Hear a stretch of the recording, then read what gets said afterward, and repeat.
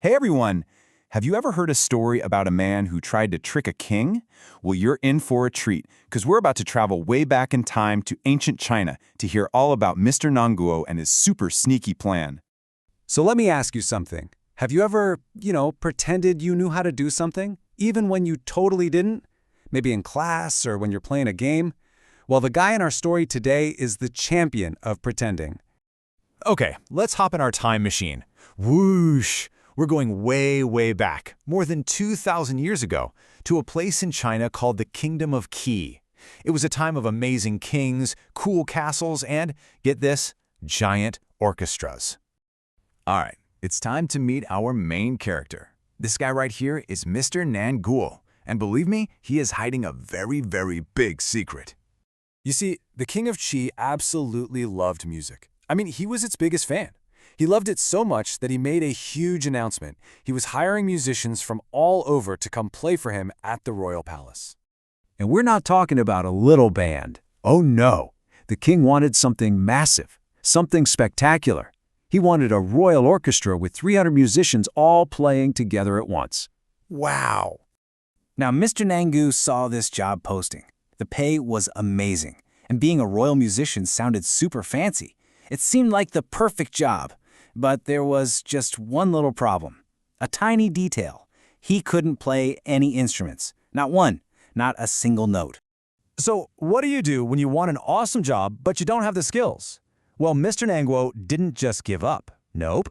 Instead, he came up with a very clever and maybe not so honest plan. His sneaky plan had 4 pretty simple steps. Step 1, get into that huge orchestra. Step 2, hold an instrument and just, pretend to play it. Step 3, and this part is key, look super into it, super excited. And step 4, collect that paycheck. Sounds easy enough, right? And here's the crazy part. It totally worked. With 299 other people making all this beautiful music, nobody even noticed that Mr. Nanguo's instrument was completely silent. He just blended right into the crowd. He got so good at faking it that one day he got a little careless and made a weird sound by mistake. The king looked right at him, but Mr. Nanguo, he was quick. He made up this amazing excuse, telling the king he was just so moved by the performance, he let out a little cry of joy. Pretty smooth, huh? And the king didn't just believe him, he loved it. He thought, wow, this Mr. Nanguo must be the most passionate musician here. He was so impressed, he actually gave Mr. Nanguo a promotion and a reward. Can you believe that? Getting a reward for just pretending? So, Mr. Nanguo was living the good life. He had a great job, great pay, all for doing nothing. But like in all good stories, things were about to change in a really big way. Something happened that he never, ever saw coming. See, the old king passed away, and his son became the new king. And this new king? He had a totally different taste in music. The old king loved that huge, loud, amazing sound of everyone playing at once, but the new king? Nope. He liked to hear each musician play all by themselves. He wanted solos. Oh no, I think you know what's coming next. The new king announced that everyone would play for him, one by one. And who do you think he wanted to hear from first? Yep, Mr. Nanguo, the guy his father thought was the absolute best. Uh-oh, Mr. Nanguo started to panic. His heart was pounding. He couldn't hide in the crowd of musicians anymore, and he definitely couldn't talk his way out of this one.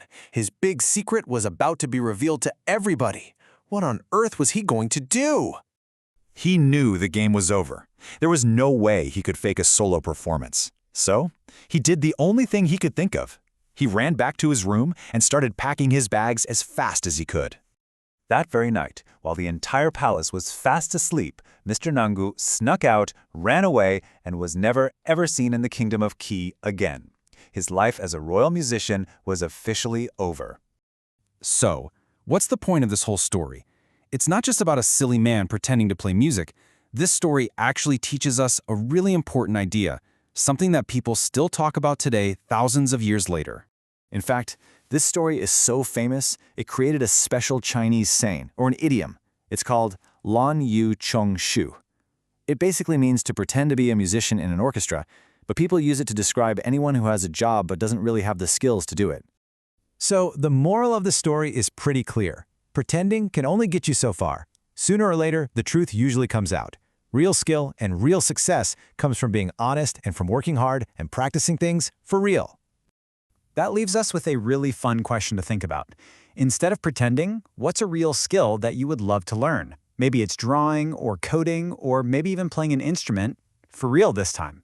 Thanks for listening, and we'll catch you for the next story.